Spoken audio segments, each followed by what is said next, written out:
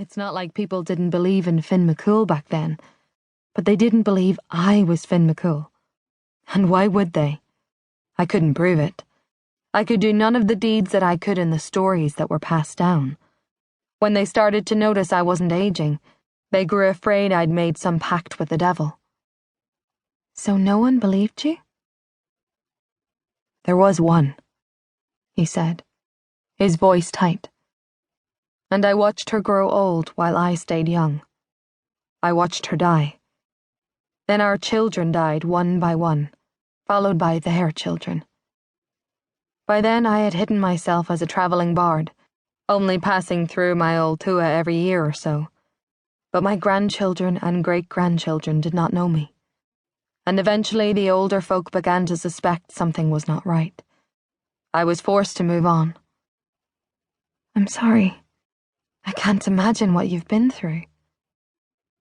He sat up straighter.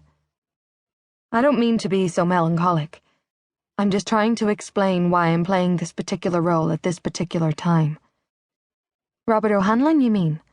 Yes, him. Living forever has some advantages, I suppose. I can take incredible risks without the fear of death, though Angus Og wasn't so kind as to make me impervious to pain. Another is that I have had the time to amass a fair amount of wealth, although transporting and storing it in the days before banks was a wee challenge, to be sure. Nora had wondered about this, but it would have felt rude to ask. How did you do it? Hid it sometimes. Transferred it to myself, my newly invented self, in wills. Lost it occasionally. Invested in lands and ships. Gave a lot of it to whatever resistance movements were currently happening. I thought maybe Angus Og would be appeased if I financed a successful rebellion, though obviously that hasn't worked. I had to stay under the radar, of course.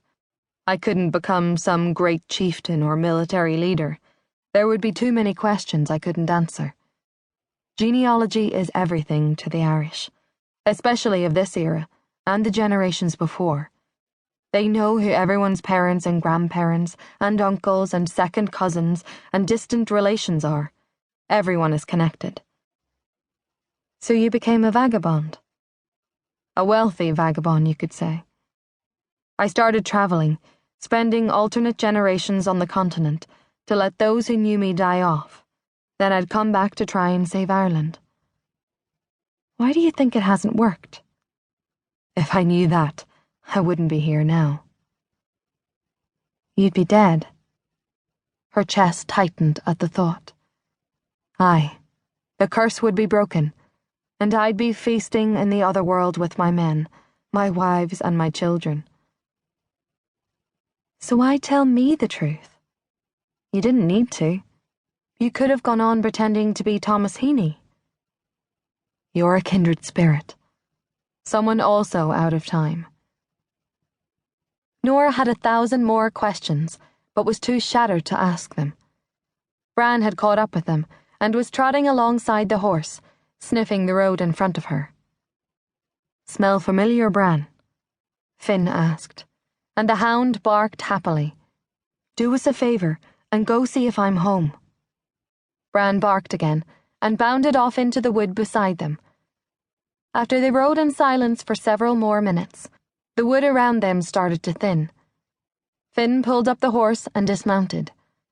Through the trees, Nora could see a large 3-story stone house. Thick green bushes flourished in the well-kept front garden, and fruit trees ran along the eastern side. That's yours? She asked incredulously. It is. My man Cormac runs it with his wife Catherine when I'm away, which is most of the time. Won't he be suspicious if they think you're abroad?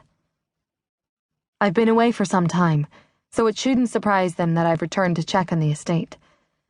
But I suppose we will need a cover story. Bran bounded back to them, and she and Fionn had a quick, silent conversation. It's okay, Fionn told Nora. There's no one here but Cormac. He led the horse toward the house, and a wide-eyed man ran out to greet them. Mr. O'Hanlon, what are you... I had no idea.